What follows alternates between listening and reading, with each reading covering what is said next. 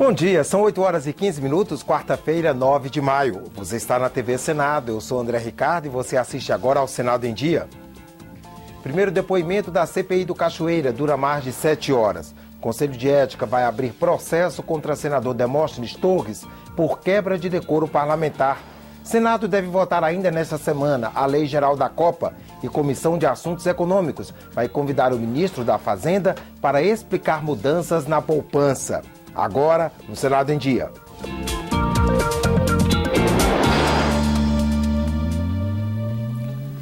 Ontem foi o primeiro depoimento da CPI do Cachoeira. Foi ouvido um delegado da Polícia Federal que investigou as atividades do contraventor. A reunião durou mais de 7 horas. 30 minutos antes do horário marcado para o depoimento, a sala da CPI já estava cheia de parlamentares. Todos na expectativa de ouvir o delegado da Polícia Federal, que investigou o grupo de Carlinhos Cachoeira entre 2008 e 2009, na Operação Vegas. No início dos trabalhos, o presidente leu um requerimento da senadora Cátia Abreu. Que as reuniões para oitiva dos delegados da Polícia Federal, bem como dos procuradores da República que estiverem à frente das investigações da Operação Vegas e Monte Carlo, sejam realizadas em sessões secretas. Para que aqueles que estão sendo investigados não tivessem a oportunidade de ouvir os delegados e os procuradores para não se municiarem contra as nossas perguntas que viriam depois a eles. O pedido dividiu os parlamentares. Tudo que aqui for falado vai vazar. Seria melhor que fosse em sessão pública, porque sairia a verdade, sairão versões, vai ser um pavor. Nós estamos a tratar de profissionais que expõem a sua vida a risco de morte. Algumas informações que eles possam trazer a esta sessão podem prejudicar as investigações. O requerimento foi colocado em votação e por 17 votos a 11, ficou decidido que delegados e procuradores vão depor em sigilo. Determino que permaneçam na sala apenas os senhores parlamentares e os servidores. As portas foram fechadas. O delegado Raul Souza falou por 20 minutos antes de começar a responder as perguntas. Os primeiros parlamentares a deixar a sala disseram que o depoimento não trouxe elementos novos. Tudo que ele está falando consta na papelada e nas gravações da Vegas. Portanto, eu acho que foi um dia que nós perdemos tempo. Mas para o senador Randolfo Rodrigues, o depoimento trouxe uma certeza. Estou convencido, o senador Demóstenes era o braço político da organização, era um dos principais braços políticos da organização. É interferindo na apreciação de projetos de lei, é interferindo nos contatos com autoridades do Executivo, do Legislativo e do Judiciário, intermediando proposições como se sua fosse, mas de fato sendo da organização. Durante a reunião, PSDB e PSOL pediram sem sucesso a quebra de sigilo dos inquéritos que estão na CPI. Nós vamos encaminhar ao Supremo Tribunal Federal um mandado de segurança solicitando a revogação do segredo de justiça com a justificativa que é a resposta a uma indagação. A quem interessa agora o sigilo? Eu não sou favorável ao sigilo, eu guardo o sigilo. Eu guardo o sigilo e espero que o ministro Lewandowski, ao seu tempo, dentro da condução do inquérito, que somente ele, como relator, tem este prazo, possa levantar o sigilo. No momento certo, a Justiça determinará ou não o levante do sigilo. Foi autorizado ontem o acesso de um assessor de cada parlamentar integrante da CPI aos documentos sigilosos que estão disponíveis nos computadores da comissão. Antes, o acesso era restrito somente aos deputados e senadores. E amanhã, pela manhã, 2 delegados envolvidos com as investigações da CPI vêm ao Congresso checar se todos os documentos que fizeram parte dessas investigações estão realmente nos computadores da comissão, pois parte das informações poderia ter sido perdida. O Conselho de Ética do Senado decidiu abrir processo contra o senador Demóstenes Torres por quebra de decoro parlamentar. O advogado de Demóstenes Torres ainda tentou adiar a votação. Ele apresentou um requerimento de mais 10 dias para a defesa, alegando que o relatório trazia fatos novos, que mudavam a representação inicial. O presidente do Conselho negou o pedido da defesa. Os senadores entenderam que esta era uma manobra para ganhar tempo. A manifestação do relator nessa fase regimental não é de investigação, mas de decisão de julgamento. E contra julgamento o que cabe é recurso, não defesa. O relatório do senador Humberto Costa inaugura uma nova fase processual, oportunidade em que o representado terá o direito constitucional à ampla defesa e o contraditório nos limites estabelecidos na Constituição e no procedimento aqui tratado. O relatório, que aponta indícios de envolvimento de Demóstenes com o contraventor Carlinhos Cachoeira, foi aprovado por unanimidade. A partir de agora, começa a fase de investigações, que pode levar à cassação do mandato do senador por quebra de decoro parlamentar. Ouviremos o representado, o senador Demóstenes Torres, e assim também outros depoimentos que serão objeto de apreciação por este Conselho, inclusive apreciação, se for o caso, da juntada de novos documentos e de perícias. Nós queremos que esse processo tenha a sua finalização antes do recesso. No meu ponto de vista, o princípio da ampla defesa, do devido processo legal e do contraditório, esses princípios não foram cumpridos. Então existe a hipótese jurídica de ir ao Supremo Tribunal para garantir esses direitos constitucionais. Agora eu vou conversar com o senador, porque ele também pode optar por uma decisão política de não questionar junto ao Supremo, de fazer o enfrentamento do Conselho. Amanhã, o Conselho de Ética se reúne para decidir quem serão os primeiros chamados a depor no processo por quebra de decoro parlamentar. Confira agora a agenda das comissões do Senado para amanhã desta quarta-feira. A reunião da Comissão de Agricultura tem duas partes. Na primeira, analisa documento a ser enviado à presidente Dilma Rousseff contra as mudanças feitas pela Câmara dos Deputados ao novo Código Florestal. Na segunda, faz audiência pública para debater a regulação sanitária e o mercado de agrotóxicos. Audiência pública também na Comissão de Ciência e Tecnologia. O convidado é o ministro Marco Antônio Raupp, da Ciência, Tecnologia e Inovação. Ele deve falar sobre as ações da pasta para 2012 e os programas de governo para a inovação no país. Na Comissão de Assuntos Sociais, o primeiro item da pauta é o projeto que autoriza a entrada e saída de pessoas ostomizadas pela porta da frente em transporte coletivo. Pessoas ostomizadas são aquelas que carregam bolsa coletora de fezes e urina junto ao corpo. Com o projeto, elas não precisariam mais passar por catracas. A Comissão de Constituição e Justiça está prevista para logo mais às 10 horas da manhã. A repórter Dinalva Ferreira está ao vivo no Turno do Tempo daqui do Senado e traz informações sobre a pauta da comissão. Bom dia, Dinalva.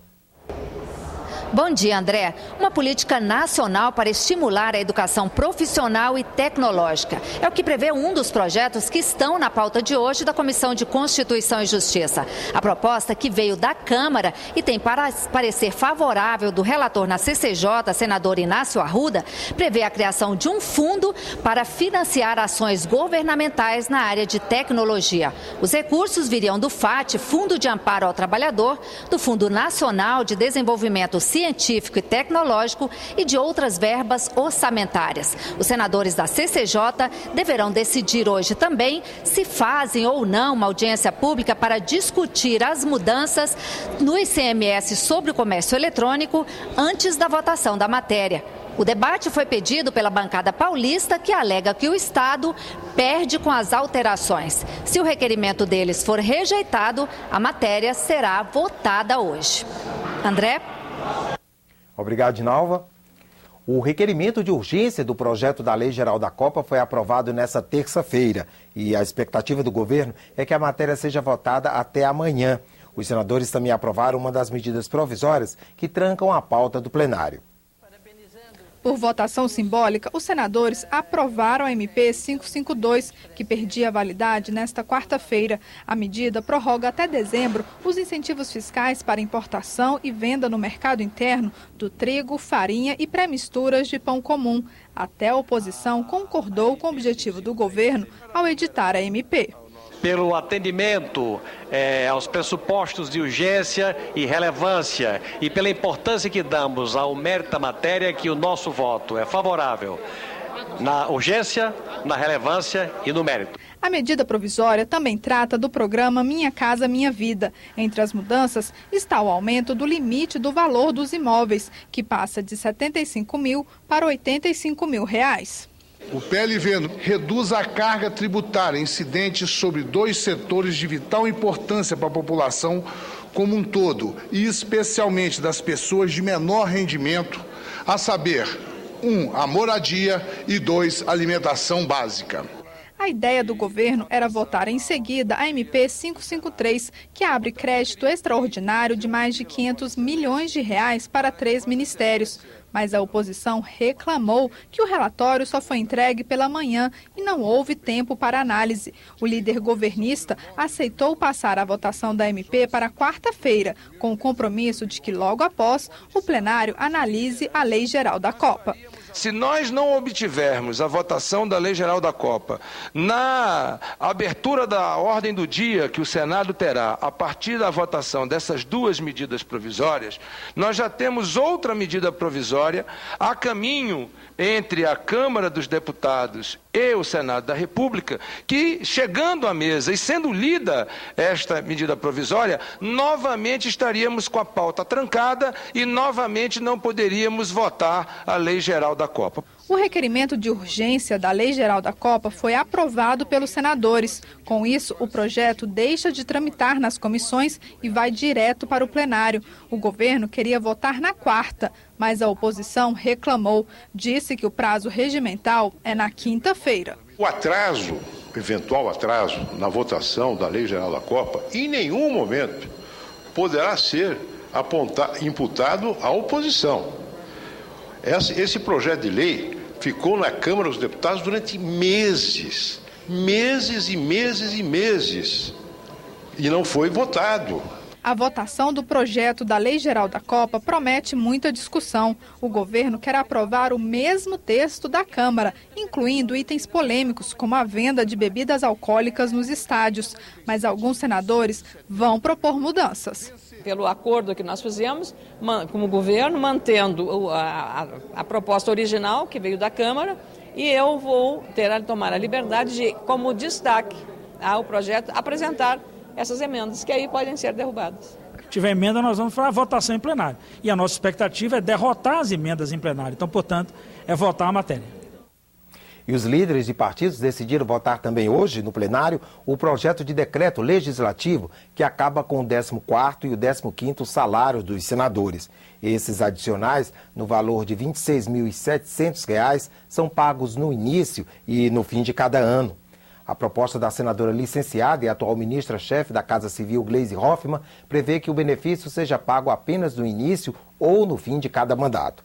Depois de votado no Senado, o projeto ainda precisa ser aprovado pelos deputados. A Comissão de Assuntos Econômicos vai convidar o ministro da Fazenda, Guido Mantega, para explicar as mudanças na caderneta de poupança. A medida provisória que regulamenta as novas regras será discutida por uma comissão mista. O objetivo da mudança é permitir que a Selic continue a cair. Na prática, a remuneração da poupança só vai mudar quando o Comitê de Política Monetária reduzir a taxa básica de juros, hoje em 9% ao ano, para pelo menos 8,5%. A medida provisória que trata dessas alterações aguarda a criação de comissão mista do Congresso para ser analisada.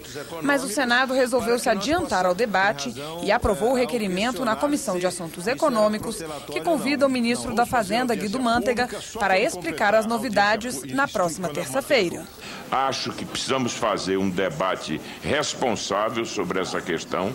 Não temos, evidentemente, nenhum propósito de querer, de certo modo, demonizar o sistema financeiro. O Brasil tem um sistema financeiro eficiente, mas temos que encontrar, efetivamente, padrões de spread que possam convergir para os níveis internacionais.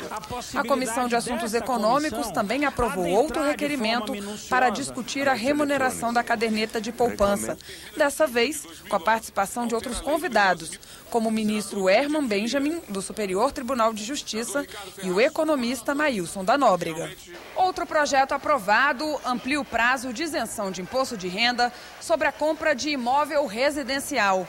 A regra vale para a pessoa física que vender um imóvel e comprar outro em até 365 dias.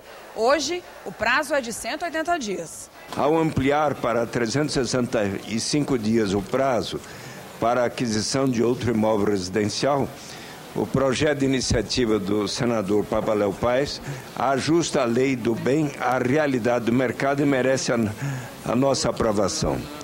Registramos, por fim, que a perda na arrecadação fiscal será mínima, pois não se está concedendo nova hipótese de isenção, mas apenas facilitando a utilização de benefício já existente.